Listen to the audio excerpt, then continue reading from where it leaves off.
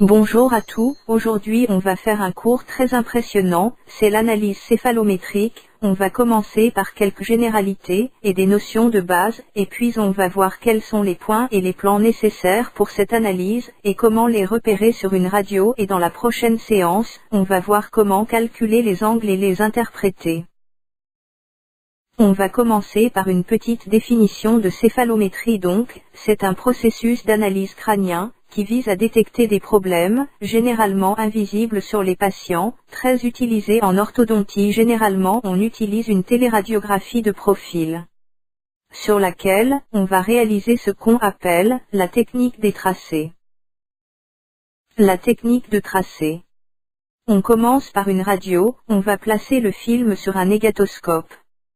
Pour avoir une image claire et nette, ensuite, on va utiliser un papier d'acétate, qui est transparent, et on va exécuter nos tracés à l'aide d'un crayon. Pourquoi on fait ça? Tout simplement parce que ça va nous servir de guide, pour élaborer un diagnostic et un plan de traitement. On commence directement par les points nécessaires, qu'il faut repérer pour assurer le déroulement de cette analyse. On a une téléradiographie de profil, grâce à un papier d'acétate on a pu obtenir ça. Le premier point qu'on va mentionner, c'est le point S. Pour le repérer, c'est le centre de l'image de la selle turcique. Il est situé là.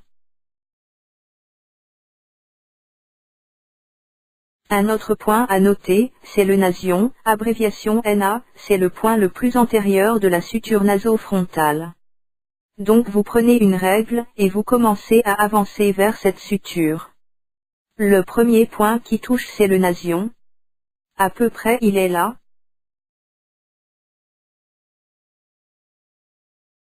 Le point orbital ou sous-orbitaire, c'est le plus inférieur de l'image du rebord orbitaire. La même chose, vous prenez une règle et vous avancez vers l'image du rebord orbitaire du bas vers le haut. Le premier point qui touche la règle, c'est le sous-orbitaire.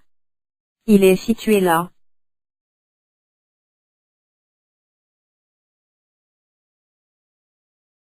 Un autre point, c'est le porion, c'est le plus supérieur du conduit auditif externe osseux, j'insiste bien sur osseux.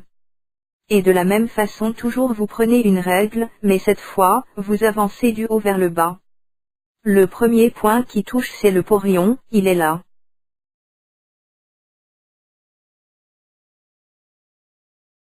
Le point ENA, c'est le point le plus antérieur de l'épine nasale antérieure à l'extrémité du palais primaire, c'est facile de le repérer sans règle, il est là. Le point ENP, c'est le plus postérieur de l'épine nasale postérieure à l'extrémité du palais secondaire, on peut aussi le repérer sans besoin du règle.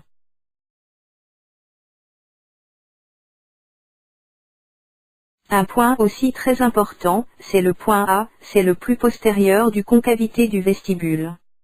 On peut utiliser la règle ici pour le repérer. Il est situé là. Le point B, c'est le plus postérieur, de la concavité formée par la corticale alvéolaire externe, au niveau incisif, il est là. Un point mandibulaire, c'est le menton, c'est le plus inférieur de la corticale symphysaire, là on doit utiliser une règle, de bas en haut pour le repérer, il est là. Le pogonion, POG, c'est le plus antérieur du cortical symphysaire antérieur. Une règle est nécessaire pour le repérer. Le gnathion est situé à mi-distance entre le pogonion et le menton, on peut le repérer par une intersection de la bissectrice de l'angle formé par le plan facial et le plan mandibulaire, il est situé là. Il nous reste qu'un point qui est le gonion, GO, c'est l'intersection de la bissectrice de l'angle formé par le bord postérieur de la branche montante et le plan mandibulaire avec l'angle mandibulaire. Il est situé là. Voilà, c'est tous les points nécessaires pour l'analyse céphalométrique. On va citer maintenant les plans importants pour cette analyse, commençant par le plan de Francfort. Il relie le porion et le sous-orbitaire. C'est un plan que vous allez beaucoup utiliser pendant l'analyse céphalométrique, donc je vous conseille de le dessiner avec une couleur différente des autres plans pour ne pas le confondre, et voilà, il est comme ça. Le deuxième plan, c'est le plan mandibulaire, il joint le gognon au menton, de cette façon. Un autre plan, c'est le plan d'occlusion. Ce plan cause un problème pour la majorité d'étudiants, parce qu'ils le confondent avec le plan de morsure. Donc pour le plan d'occlusion, vous faites deux petits traits comme ça suivant les bords libres des incisives, et vous prenez la moitié distance entre ces deux traits, et vous les reliez avec la moitié de recouvrement des premières molaires, de cette façon. Le plan de morsure concerne seulement les molaires et les prémolaires, donc il n'a pas de relation avec les incisives, donc c'est une ligne qui y coupe en son milieu la hauteur d'engrainement des molaires, comme ça. Un plan très important aussi, c'est le plan facial, qui relie le nasion au pogonion, de cette façon. L'axe Y, c'est entre le point S et le gnation, comme ça vous voyez qu'il y a trop de plans, c'est pour ça je vous ai demandé d'utiliser les couleurs. Le plan bispinal, entre les deux points ENA et ENP. Il est là.